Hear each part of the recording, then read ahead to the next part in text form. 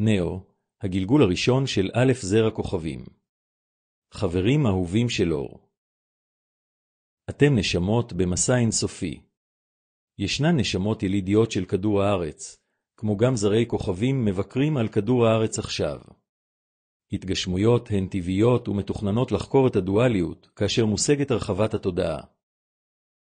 היו קבוצות שהגיעו לכדור הארץ יחד. בתוך התוכנית הזאת, היה אחד שסיכן ראשון והתנדב להיות אנושי. תקשורת זו מכבדת את הנשמה הזו. נתחיל בהתגלות זו עם האמת על מה שהתרחש בפועל על כדור הארץ במהלך תקופה זו של שינוי. נשמות ילידות הארץ נבראו באזורים רבים, ואופן הווייתן עם צורות הגוף ודרכי ההישרדות שלהן השתנו בצורה דרמטית עם הזמן. לפני 000 שנה, גופם של בני אדם לא היה נחשב לנחשק במציאות הנוכחית שלכם. רבים מהם התכופפו קדימה משום שגוף הנפש שלהם דרש מהם להפוך לציידים. הישרדות הובטחה על ידי חיים משותפים בקבוצות שהיו לעתים מפוחדות או פראיות. הם התכופפו מהסלעים, ואפשרו להם לתפוס ולאכול בעלי חיים למאכל. רבים מתו זמן קצר לאחר הלידה. אחרים שרדו לזמן קצר. לאחר זמן רב של נצח, אלדר אייקאי חשב שיש צורך לחקור את החיים עוד יותר. בקיומו של אור, היה זה טוב לחקור ולהתיישב על כדור הארץ. הוא אימץ את כדור ארץ כפכעסק גבולי. כדור הארץ הפך עבורו כמו אחד מילדיו. הראשון זרע כוכבים הגיע מכוכב אלקטרה לפני 150,000 שנים בזמן הארץ. הוא התענג על החיים כחבר בפדרציה הגלקטית. שמו הוא אמייזק טורלוק. הוא חזק, עוצמתי ומאוד יצירתי. התקיימו פגישות חשובות ותכניות הוכנסו לפלקה. זה היה מיזם מרגש ואפשר לנשמות אחרות להצטרף ולהכין תוכניות משלהם להתגשמות. החבר שלהם אמייזק היה הולך ראשון. הם היו צופים ומחכים. הוא אמר שלום אחרון, ואז אמייזק עצם את עיניו בחדר האור המפואר שלו. הוא הגיע לאזור שנקרא אחר כך אסיה. הוא התעורר לכל לוחמים המחפשים מזון. הוא היה תינוק.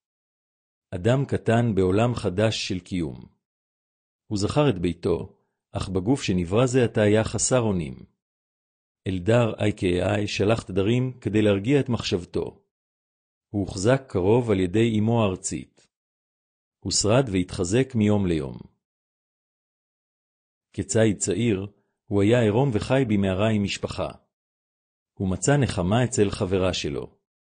הם יצרו יחד תינוק שאפשר ליותר זרעי כוכבים לבוא מאלקטרה.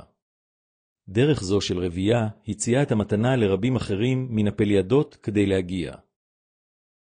תוכניות ההתגלמות עבדו והייתה שמחה גדולה כאשר נשמות באו והלכו מחיים החדשים על כדור הארץ.